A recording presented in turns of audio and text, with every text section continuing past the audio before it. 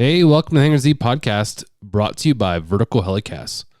In this three-part series, Jeff Ratkovich and I sit down with the industry's best airborne tactical instructors to discuss the importance of training and collaboration in the industry. This series has an all-star lineup, including Jack Schonely, Clay Lacey, and Nick Minx. Jack Schonely spent over 30 years with the Los Angeles Police Department. He's a nationally recognized expert in the area of suspect tactics and perimeter containment, and is a sought-after tactical trainer. As you will quickly learn from his experience, he is uniquely qualified to instruct and write on the topics of perimeter containment, search techniques, tactics used by suspects, use of force, and a variety of other aircrew topics. Jack has participated in over 2,000 perimeter containments during his career and has seen many successes and failures. He has shared his experience with thousands of law enforcement officers across the world instructing on this topic.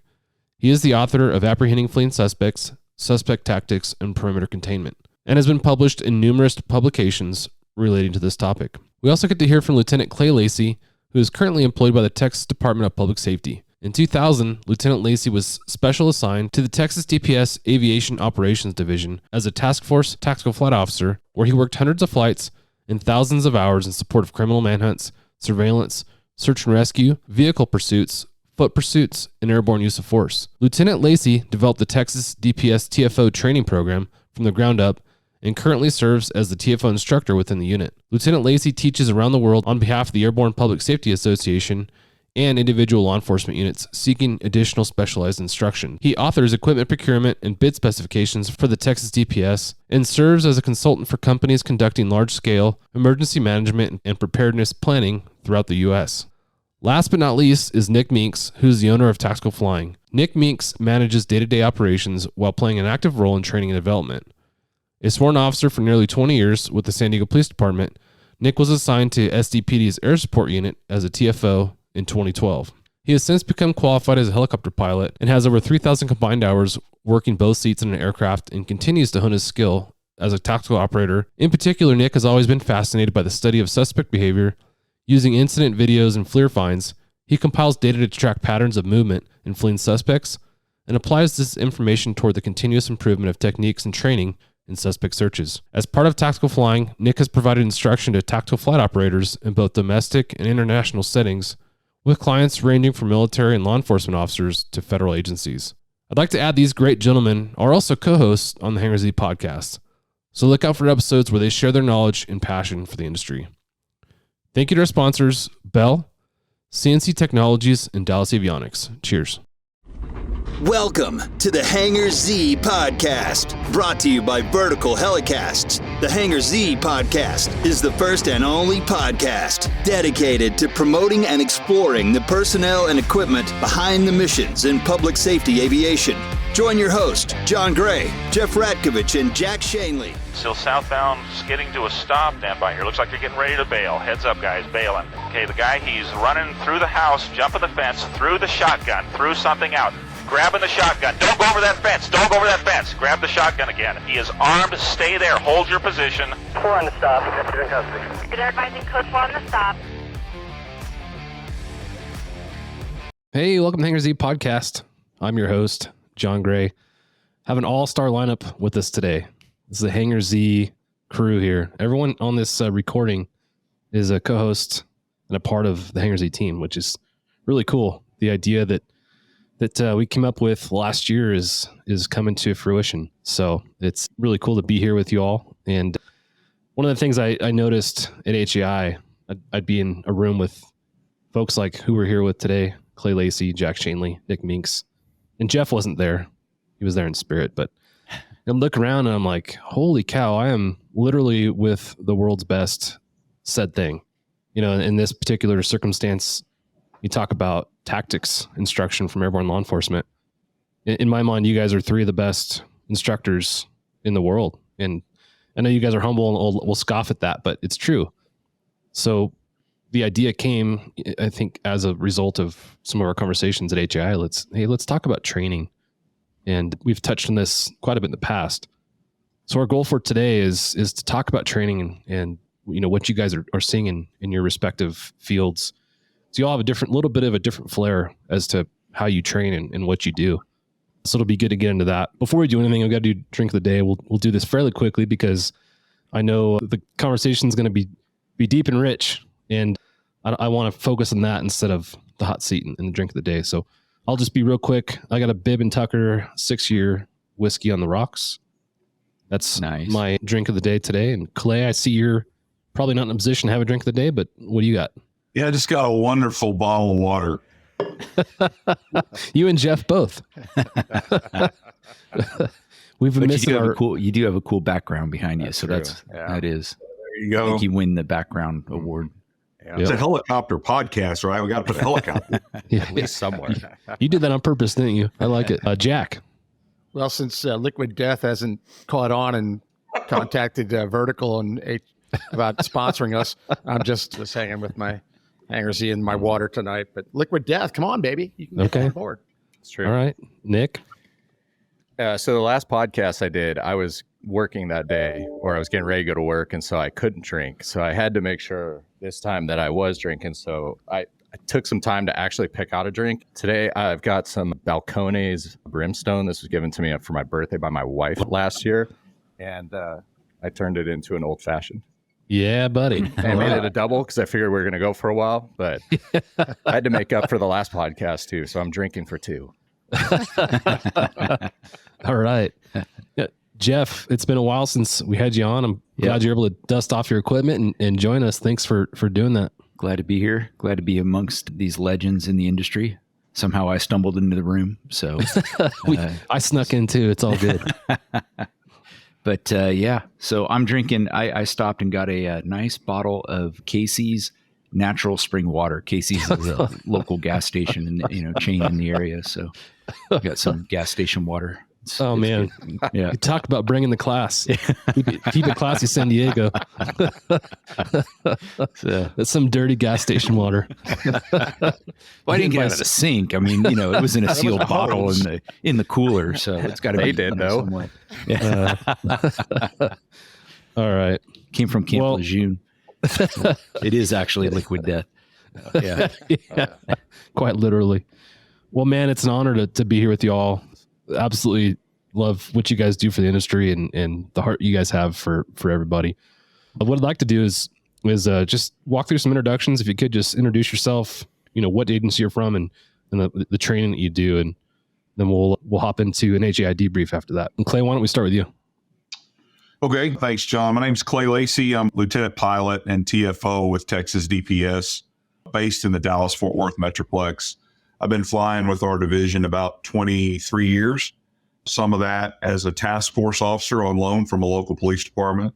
And then I moved over. And so still crew day shifts, night shifts, do all our missions. And then also I'm blessed to have some people that like to hear from me every once in a while, do some classes. So do some classes on TFO work, CRM, a lot of the stuff that these other guys who are just giants that are on here started, and I kind of continue on with suspect behavior, perimeter containment, that kind of thing. So teach at some of the shows and then also do some private teaching around. Yeah, your class is awesome. I happened to bump into you on the Sunday before HAI, thankfully, and you invited me to come to your class, which is really cool. Got to see the group of folks that were there and sit through a little bit of your instruction. And I realized, sitting through just a small portion that I was in, what you teach hits differently, and this goes for all of you guys. It's differently with your different levels of experience. So the first time you take Clay's class or Jack's class or Nick's class as a brand new TFO, you learn something entirely different in that particular setting and circumstance than you do as a 10-year TFO. So I think it's important to consider taking these classes multiple times, because you take some different information away from it each time. And I took just in the 30 minutes or so that I sat in your class, I took some stuff away that I hadn't thought of. So love that. Thanks for inviting me in, and it was great to see you there. Thanks, John. Jack. Retired LAPD after 31 years and finished about almost 19 years of that was at Air Support, where I was a TFO, chief TFO, and then a pilot for my last 16, and did a lot of training within the division, created the class Apprehending Fleeing Suspects, which is in its 24th year of doing that. It's taken me around the world, which has been amazing. I never imagined that.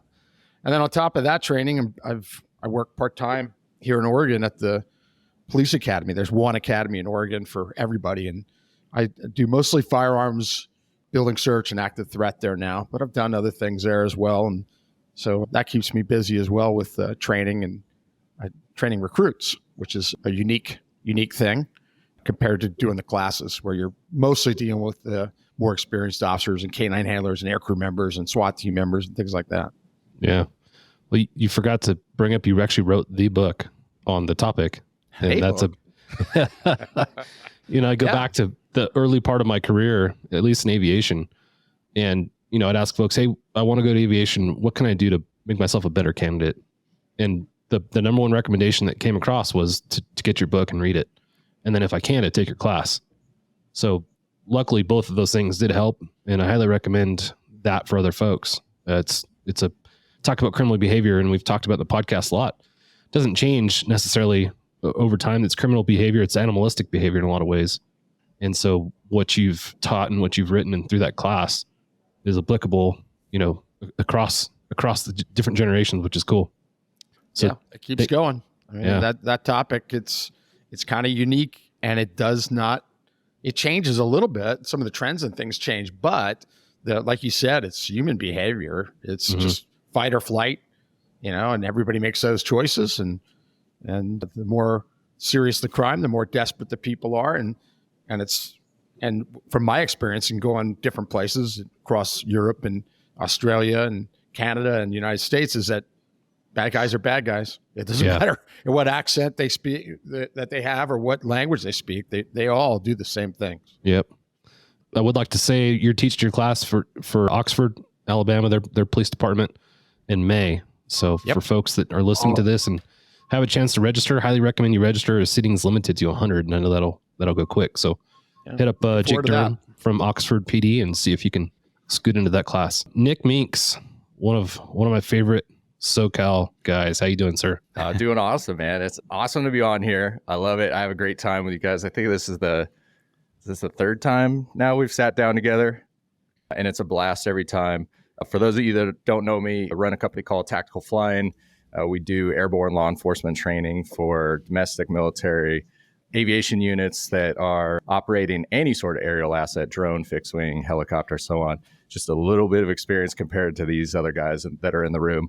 San Diego PD is my day job. I'm a sergeant in the K-9 unit. We're one of the few departments where the sergeant actually runs a dog also, which is kind of a cool thing to be able to do. So maybe unlike Jack or some of the other guys in airborne law enforcement that do the reverse, go from K-9 to air support, I did the reverse of that, of going from air support to K-9. So same benefits, Nick, right? Yeah, it is. It's no doubt an awesome job. It really, a lot of times I find myself realizing how the parallels of being a TFO to, being a K-9 handler, and really it's a TFO on the ground, just with like in a different capacity, different perspective and all that. But almost 20 years with the department now, air support, gang unit, patrol, beach patrol. I always like to tell people about that one because I did wear shorts on the beach and, we drove the quads on the sand, like everything that you would picture in San Diego.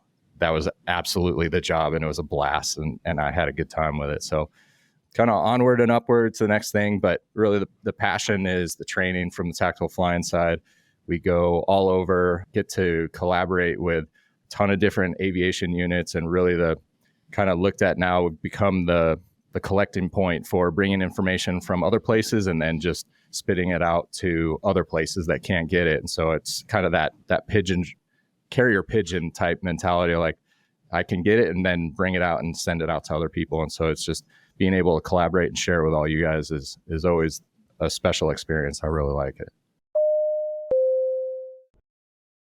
Bell is proud to sponsor Vertical Helicasts and their vision to hold meaningful mission, safety, and best practice conversations in the helicopter industry. The lessons learned from these conversations will undoubtedly shape the future of both new and veteran helicopter operators. Yeah, I think what you brought up is what I love about all three of you. Y'all are not just traveling the U.S., but you're traveling the world to teach these topics. So you're picking these things up and kind of picking through the best parts of those and distributing that amongst the other classes. That's huge. And you talk about the collective knowledge that comes as a result of that. I love that. And what's unique too about what you're doing, Nick, is, we talk about my initial thing when I said with Jack is like, for the prospective candidate who wants to learn more about aviation, it's really hard to do that outside of going to AppsCon or some conference. But you can sign up through your company and get some training, some good training prior to even setting foot in the hangar. So I'd like to dig into that and kind of how that opens things up. And that'll be applicable as well as more units face the recruitment retention issues that prevent them from going to HAI, to AppsCon, to Echo, all the different places that you typically go and get to experience learning from Clay or Jack or Nick. So yeah, love what you're doing there. Thanks. We got Jeffrey with us today. How you doing, sir? It's been a long time. Yeah, it's been a bit. I was enjoying listening. We recorded that episode with Kevin back in like December. So I was driving to work yesterday and was laughing just as much the first time or the second time I was, listening to it as we did when we recorded it. So that was fun. But yeah, it's nice to be back, boys. And to be able to join all of you guys today has been, it's a real honor to be here. You kind of bring a unique perspective today, being that, once you went back to Tennessee Highway Patrol, you kind of rejoined the ranks as a student going through training at Bell and then at the Helicopter Institute. And then you're also talking about training some folks that potentially will be coming through as TFO, learning how to train those guys. So look forward to hearing your input on some of that as well. Yep. So I'd like to switch gears and talk about HI a little bit. I hadn't been to HI in a long time. And it was in Anaheim this year. Really, really good experience from my perspective. We went for the first time. Jack and I joined Vertical and got to be a part of their booth, had a recording booth there, and it was absolutely amazing. Got to record alongside Halsey and the Helicopter Podcast and Jason Quinn and the Real Rescue Podcast, and just had a great time. And of course, running into Clay was awesome. Nick, I saw you in passing. I think we were in a recording and you said hi. I didn't get to really touch bases with you. I was going to heckle Clay, but...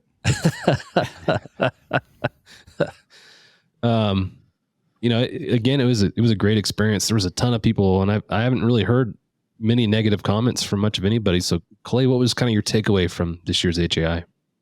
I agree. I thought it was a really good show. Southern California, you can't beat it. The weather was great. I think Anaheim runs that real well. It was well attended. I was excited to see that they're adding these industry-specific tracks of instruction that we all here do. This was the first time I've ever taught a TFO-related course at HAI, and I think there's a big future in that if we can bring in these other people like Nick and Jack and get them involved in that. So it's not just one person up there for 2 or 3 days talking. But yeah, I think the show went well. Yeah, something that you just touched on, I think, has been on my heart, and Nick and I have talked about it a little bit. To get the three of you on a single stage together, teaching side by side would be epic. You've got to figure out a way to make this happen. Yeah, I agree. I mean, I say all the time, I'm blessed to be in this position, and I say it all the time, but Jack and then Nick, the agency he came from, those guys were my mentors, and I'm just passing that information along. I'm with Nick, I'm not smart at all. I just happen to be able to be around these agencies, and you find the ones that do things well and you just spread it out. And I wish we could all get together and do more. We all kind of revolve around the confines of certain organizations and national conferences, and which are good. But at the same time, I want everyone to hear what Nick and Jack have to say. I just do, because it'll save lives and it'll put bad guys in jail. So hopefully we can get something like that going. Yeah, I think there's something there, and I'm excited to kind of explore what that looks like, and we'll make it happen at some way, somehow. So looking forward to that. Jack, for you, what was kind of your takeaway from HAI? It was amazing. That's my first one in quite a while. First one since retirement. And I am so glad I flew down and did that. I learned a lot. This industry changes so fast. It's unbelievable how fast things change technology-wise. And so I felt like I was catching up. But it was great to see so many people. I mean, we couldn't walk 25 yards without stopping and talking to somebody. I mean, you couldn't get from point A to point B. He said, hey, let's go do this. It's going to take a half an hour to get there, even though it's right there. Yeah. That was 100%. The best part. That was the best part. Yeah. But I would say the other highlight was that loft simulator. Mm-hmm. I really enjoyed that. I gave that a shot, and I was only in it for 20 minutes, but wow. I was really impressed. Yeah, Jeff loved that too. Very impressed. That was at AppsCon, right, Jeff? Yep, it was at AppsCon, and I've never flown an A-Star, so I had to, I couldn't compare it to what an A-Star actually flies like. Jon got in it for a little bit, so he probably has a better take on that. But the realism, it totally tricks your brain into absolutely feeling like you are flying an aircraft, and, bar none. It's the closest to, realism I think you can get even out of a full motion, level D flight simulator, just because of the virtual reality portion of it. It was incredible. So yeah, it's exciting. Jon was really impressed with my landing because he didn't think I was going to be able to land it. And I did. So it must have been pretty realistic. I actually got a little bit of vertigo. I think I'm one of the less than 5% of people that get that. And that was at least my excuse for my go rounds, trying to land in the hospital. Not being able to land on the helicopter. But yeah, it's really cool. And it's really neat to consider how that is going to change our industry training wise, and not just in the pilot capacity, but as a TFO and as a hoist operator, and just all the different ways you can consider the way that can help folks do their job better. I think that's exciting. It has great potential. I mean, even for a shooter, Clay. I mean, you could put a shooter in there, put some goggles on, and they'll have that technology is just taken off, and the possibilities with that equipment is endless. Whatever you're looking for. Yep. Clay, did you fly that when you were there?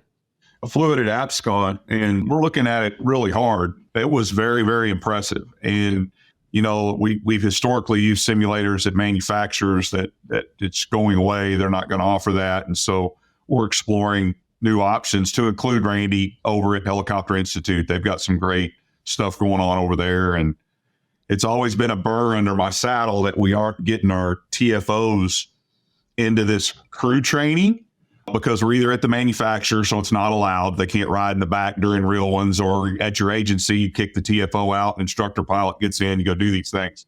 I think the VR and the simulation is going to allow us really enhance our TFO pilot CRM during normal operations and issues. So I'm excited about that. I hope, my goal is to get more and more training for TFOs, especially on the aircraft operations side, right? The stuff that's just pilot stuff. I don't agree with that. Right. We're all going to be at the same crash site. So anyway, I think it's great. Yeah. You talk about getting the TFOs familiar and comfortable with landing and potentially taking over the aircraft in the event of a pilot incapacitation. That's a good way of getting them in there when you're not, actually burning fuel. Yeah. Nick, for you, did you get a chance to hop over there and try that out? No, I didn't. I was only there on that one day that I saw you, and just time limited on both sides. So it's on my to-do list, and it sounds amazing. That fits right into like what I'm passionate about, which is improving the accessibility to training. I want more people to have more training and be more accessible to it. And, why not? They need it. And if we have this technology and the ability to provide it, in my opinion, all training is worth it. Like, even if it's not a topic that you're interested in or you don't disagree with it, you're still turning the brain on, figuring out if this works for your application or not. And so that it's so cool that there's smart dudes like that come up with that kind of stuff, because, Clay's 100% right that it's going to save somebody's life at some point. And so how do you put a number on that? And granted, I get it, there's agencies that just don't have the means to be able to do that. But what if they had the means to do that at a central spot, or to go to a conference and at least get something, or send their TFO out? Why not? Like, let's take advantage of it. So kudos to whoever the original brain was on that idea that came up with that thing. I mean, it's just incredible. Yeah, they've done a great job of taking the idea and running with it and making it as realistic as it is. And talk about the popularity at APSCON and at HAI. I think every time slot was taken. Yeah. To try that thing out, which you don't see very often, But aside from that, Nick, what was your overall takeaway from HAI as you walked around and kind of saw what was happening there? Thank you to our sponsor, CNC Technologies. CNC Technologies, serving law enforcement, government, and military markets with tailored mission solutions, system training, and live 24/7 support with CNC.live platform. Explore more at cnctechnologies.com. It was good, man. There was a good energy, and I think what's cool when I was leaving is, it's not necessarily a law enforcement event, as opposed to like an AppsCon, or it's a mixed audience, but yet you can go there as airborne law enforcement, go there as our sector, if you will, and feel, like you're a part of the crowd and that the people that you're running into. And I think really any of those events, that's the networking of getting everybody together and bringing the brains together and having the ability to talk. I mean, it's like I ran into Clay after you guys were done recording. We sat out there in the middle of the floor, people walking by for an hour, just talking about anything and everything. And, where else is there, outside of this, that option to be able to do stuff like that. And so, I didn't have that feeling of, I'm in law enforcement and this doesn't really apply to any of my stuff here. Like there's a party there for me too, to be able to hang out with people and just run into those characters from, throughout the industry and see them and chat with them. And even if it's for a couple minutes and, keep on moving. So I think that the energy was really good. I ran into, it's like what Jack's saying, you can't go anywhere in under a half hour, I'm like, I had to leave. I had like a drop dead time that I had to get out of there. And I literally ran along the backside, like behind the curtains, because I knew I'm going to run into somebody and then I'm going to be late. And so I was in the service area, like running through there, but I think that's a good thing, to be able to have those conversations with people. Yeah. I think I heard security being called for. Right. There's a peeping Tom behind the curtains. That must have been it. Okay. So you knock over one display and don't stop. Jesus. I can't catch a break here. The networking and education and training is something that we've hit on, from the beginning of the podcast, because it's so important, I think, to the industry and to career development. And Nick, along the lines of what you said, I think it's important to go to training events that don't necessarily directly relate to your specific segment. Yes. And I first saw that at Echo. We went to Echo and it's pretty HIMSS heavy, but it's a great organization. And I sat through some of the courses that were HIMSS specific. And I remember like, wow, I hadn't considered the topic in the way that they're presenting it. And it applies across the board, whether you're flying in a law enforcement helicopter or a HIMSS helicopter or search and rescue. I know, Clay, you experienced the same thing. You got a chance to instruct there. And a lot of the folks that sat as students in your class were not law enforcement. Can you talk about some of the takeaways from that? Yeah, it was surprised me that it took hold the way it did, but they have a lot of the same issues in the HEMS world in terms of non-rated crew members that are sprinkled with rated crew members and going out and doing this thing. So, I kind of started off asking who's responsible for collision avoidance. Well, everyone in the room, including the nurses, said everyone. I said, all right, where's the left downwind for 3-5? And, of course, the nurses and stuff sit there, and I'm like, we're not giving them the information they need to be what they can be. So it went real well. And since then, I've gone to 4 EMS bases now and given that same presentation and got accepted to come out to Richmond. But the way they're structured, it's all on your own. And the state's not going to send me out there on state time to do that. So unfortunately, I won't be able to do that. But the class got a lot of good feedback. Yeah. I had a lot of interesting feedback that I heard, just that, they hadn't heard that kind of information packaged in that way before. And I guess basically what my thoughts were. So that was really cool, really good experience there. And again, it goes back to HAI and just being able to learn from folks that are in different segments. And that's what's really neat, is seeing all the segments of the helicopter industry come together at HAI. What's interesting with what you guys are saying is that, of the 5 screens that I'm counting on my screen, is that all 4 of you, and I know, John, you and Clay were just talking about it, like you guys have gone to separate classes or classes that you didn't think applied. And Jeff and Jack, I know you guys have probably done the same, but yeah, the difference is you're open-minded to that. And that's the key, is that if you go into those classes with the closed off mindset of this isn't a police class, it doesn't apply to me, you're not going to get anything out of it, of course. But if you go into it with the open mindset of like exactly what Clay was saying, or, like let's say it's a intubation class in the helicopter, I'm sure you could figure out something, because off the top of my head, I'm going to go, let's see, how do you intubate a patient in the back of the helicopter? We probably need some sort of teamwork. And so now we have a crew resource management concept, and you start seeing the parallels. One of my favorite examples, I sat through a Fireboss class one time. I was at, I don't remember what conference, but I was bored. I was in between classes, and there was a fireboss class. So these are the guys flying the like OV-10 Broncos and coordinating the air tankers. My dream job in another life, right? The tanker pilot, like, No doubt. that. Yeah. So There we go. Cops talking about being firemen again. I know, damn it. But so I sat in the class mainly out of boredom, but also because like I just want to see what they were talking about. And as I walked out of there, I thought, halfway through the class, I'm thinking like, oh my God, there's some parallels in here to being a TFO. I'm from the air directing a resource that's, basically on the ground. I mean, they're up a little bit higher, but you're directing the resources around the fire. And so I thought there was takeaways from that. And I think that was kind of my eye opener to like, it's what you make of it. And so for you guys, like you have the right mindset. It's what you make of it. You're going to walk into that class and go, I don't know what applies, but let's see what happens. And you walk out of there with the information. And that's the idea sharing. And I think the values of like a Heli Expo or an Echo or anything, any sort of class that you go to, just have an open mind and you'd be surprised at what applies. Absolutely. Yep. 100%. Jeff, I know you didn't make HI this year and I didn't make it last year. So we've yet to be in the same HI last year's. No.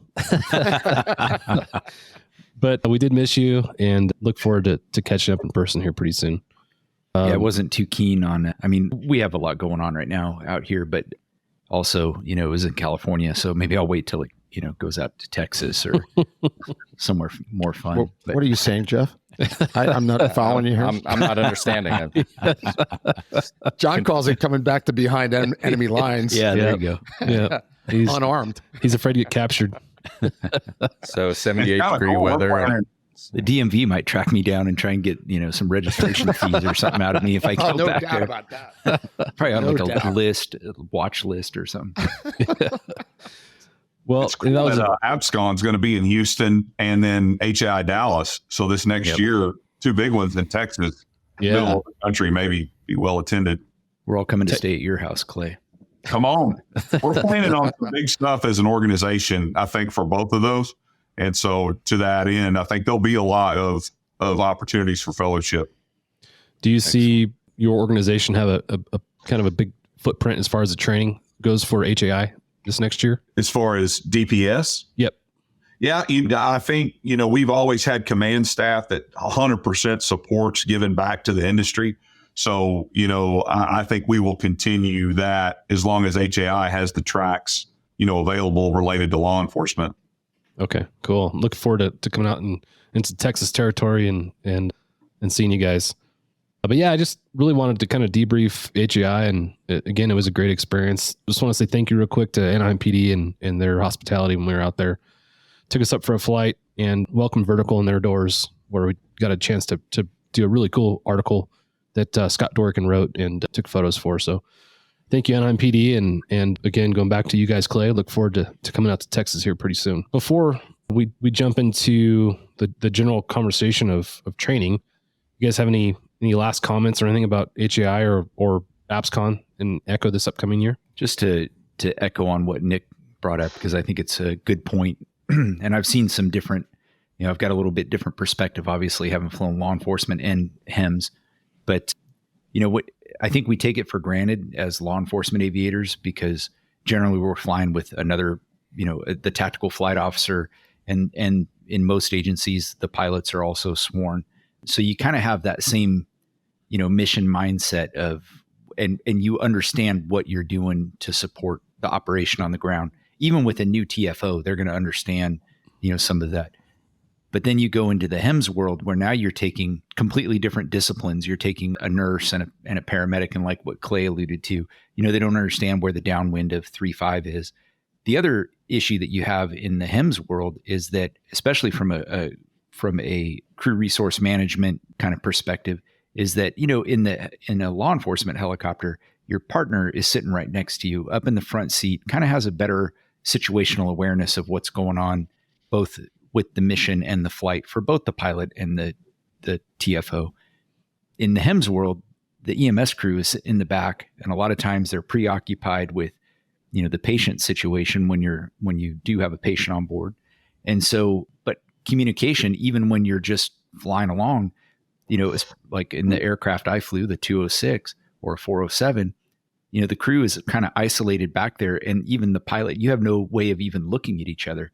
Where in, the helicopter law enforcement, you can look over at your partner and see what he's doing.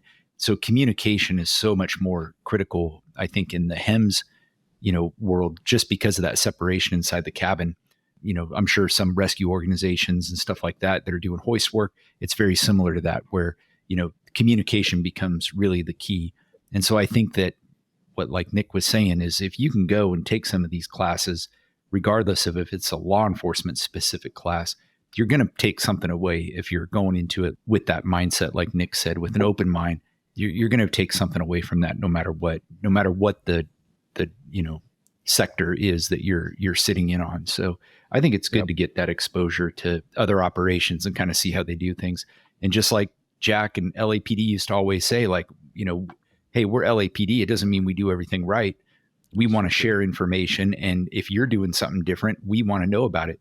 And I've taken a lot away from, my 3 years of flying in HEMS and kind of brought it back with me to airborne law enforcement. So I think it just makes you better when you're exposed to different operations, how people do things, and you can, take and pick and choose what you want to use in your organization or your operation.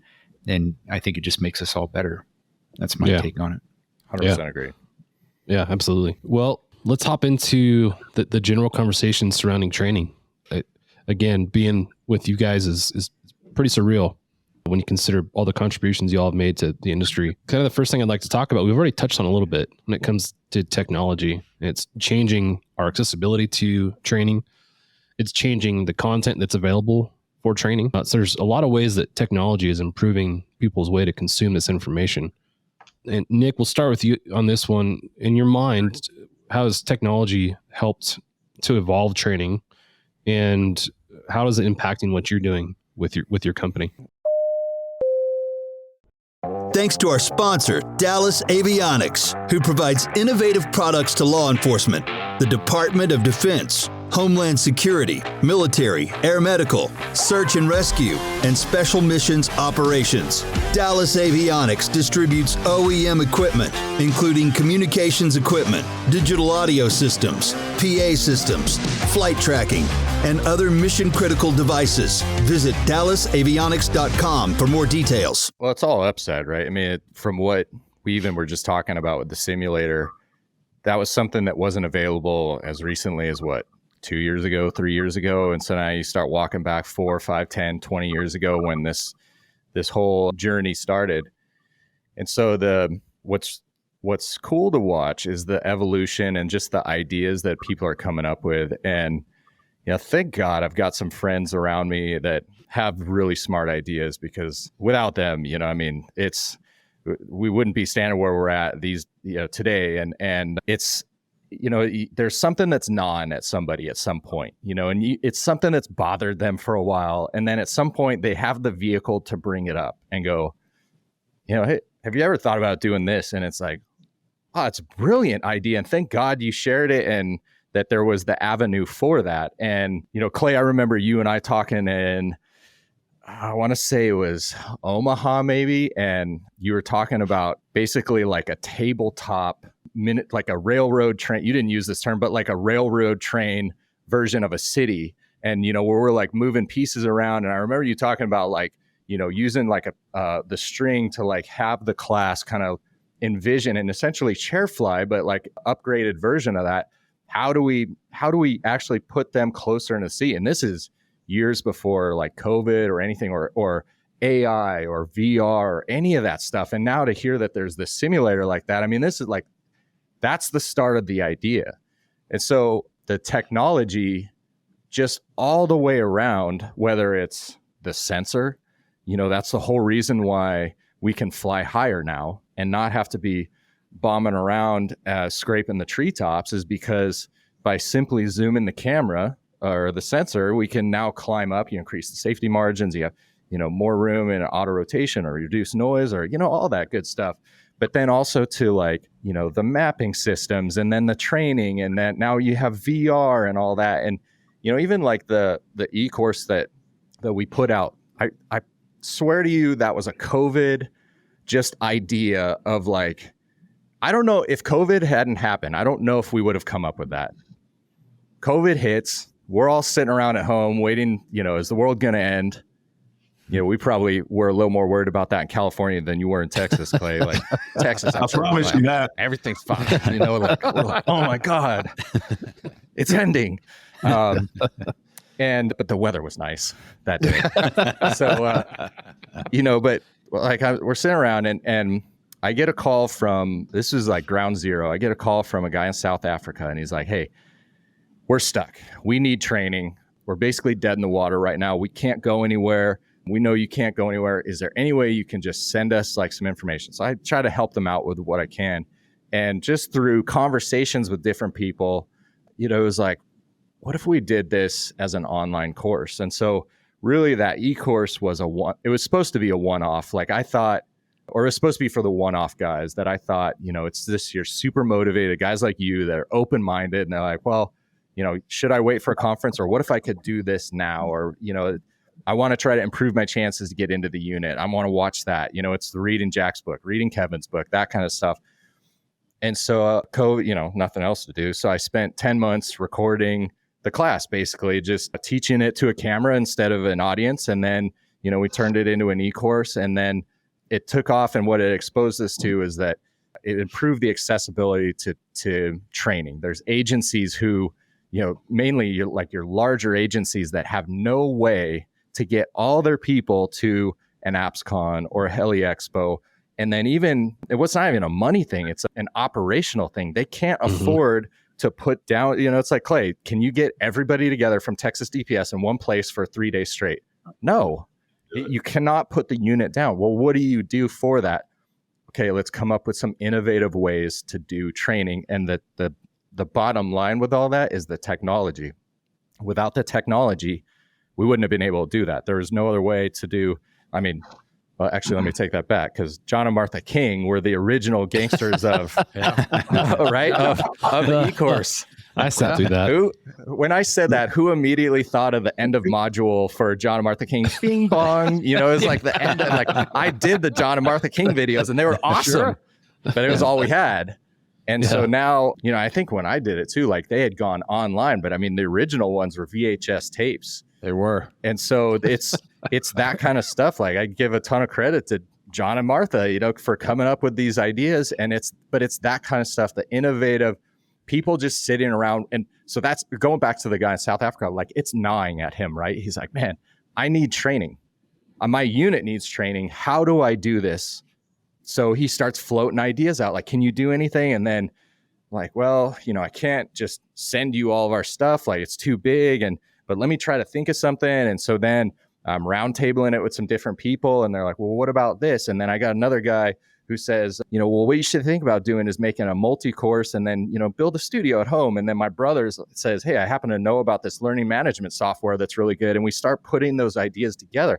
That wasn't solely my idea. That was like a collective sharing of ideas like we're doing here. And that's why we can't sit in our own cave, not doing anything outside of, what we can see beyond the end of our nose. You have to get out and be sharing the ideas and exposing yourself to other avenues and training. And it's to take advantage of that technology. Like that's what we have to catch up to now. Our industry is behind in the advance of technology. We're like trailing it. We need to catch up to it and then exceed it.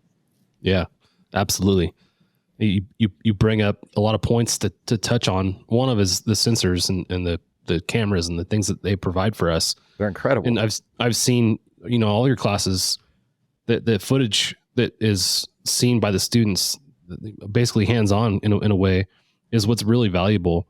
And these cameras and their ability to record what we're seeing is teaching folks that aren't even in that place about tactics and driving home the points that you guys are teaching on. So I love the camera aspect of it. And I'll just touch on COVID real quick because, it was a weird time for a lot of people, and, a lot of good ideas came out of COVID, and a lot of negative things happened too. But I think in general, like when we talk about this topic in general with training and technology, a lot of really interesting ideas came out of that. And Nick, you guys drove one of those. So it's been cool to see that. Well, and hell yeah, conversely too, I appreciate that. But look at like what we're doing right now.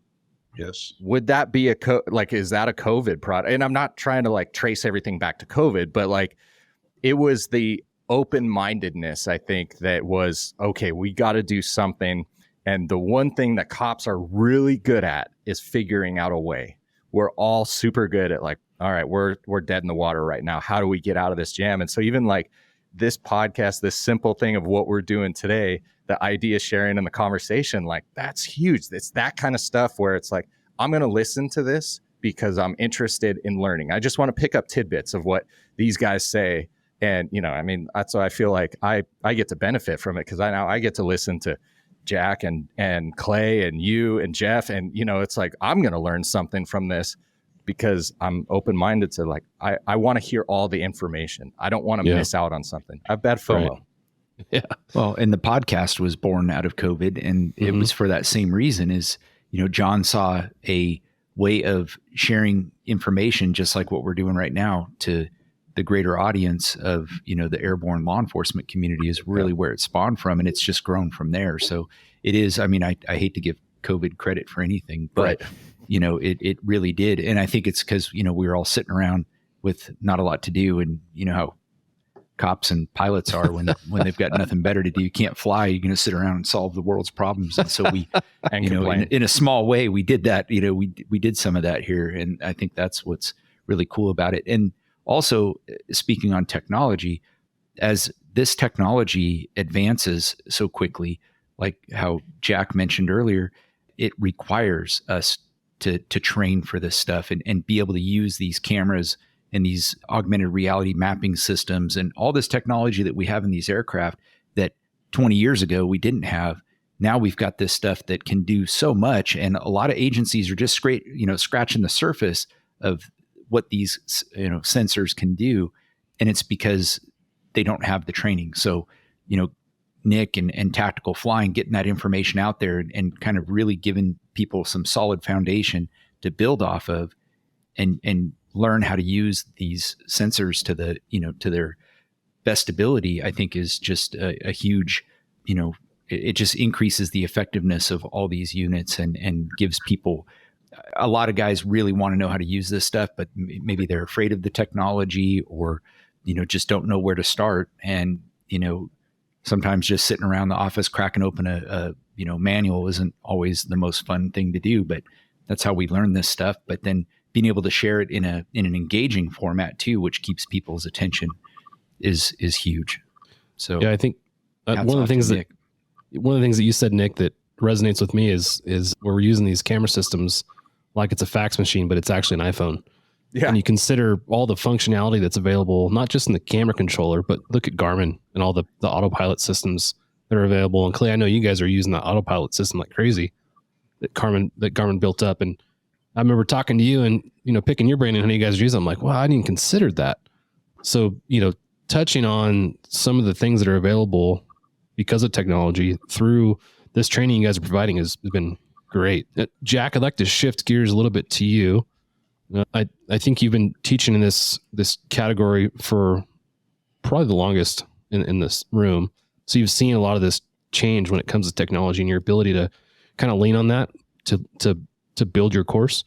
What's been the most striking part of that to you? This is the end of part 2 of our conversation with Jack Schonely, Clay Lacey, and Nick Minx. Stand by for a message after a word from our sponsors. Bell is proud to sponsor Vertical Helicasts and their vision to hold meaningful mission, safety, and best practice conversations in the helicopter industry.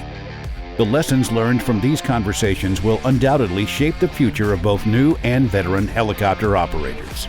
Thank you to our sponsor, CNC Technologies. CNC Technologies, serving law enforcement, government, and military markets with tailored mission solutions, system training, and live 24/7 support with CNC.live platform.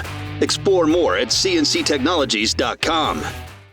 Thanks to our sponsor, Dallas Avionics, who provides innovative products to law enforcement, the Department of Defense, Homeland Security, military, air medical, search and rescue, and special missions operations. Dallas Avionics distributes OEM equipment, including communications equipment, digital audio systems, PA systems, flight tracking, and other mission-critical devices. Visit DallasAvionics.com for more details. Thank you for supporting the sponsors who make these podcasts possible. The Hangar Z podcast is a huge advocate of the industry conferences because of the training, education, and networking that takes place at these events. I wanted to highlight two conferences, the first one being PavCon, which will be held in Austria May 27th through May 29th. For more information on that, go to pavconeurope.eu. The second conference we want to plug is the ECHO Public Safety Aviation Conference in Richmond, Virginia. That'll be held September 29th through October 2nd. For more information on that one, go to echoflightcrew.org. Catch you later. Cheers. Time to close up the hangar. Thanks for joining us on the Hangar Z podcast, brought to you by Vertical Helicasts.